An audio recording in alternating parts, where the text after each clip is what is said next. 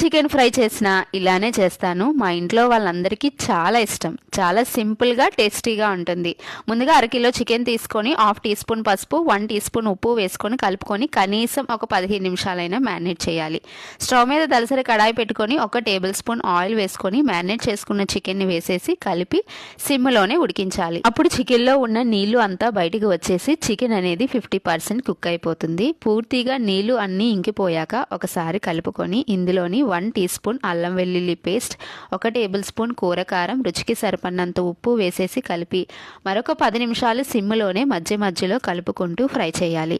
10 నిమిషాల తర్వాత 1 tea spoon garam masala, 4 పచ్చిమిర్చి, 2 రెమ్మల కరివేపాకు వేసి కలుపుకొని ఒక నిమ్మకాయ రసాన్ని కూడా పిండేసుకొని కలుపుకొని మరొక 5 నిమిషాల పాటు ఫ్రై చేసుకొని స్టవ్ అనేది ఆపేస్తే చికెన్ ఫ్రై రెడీ.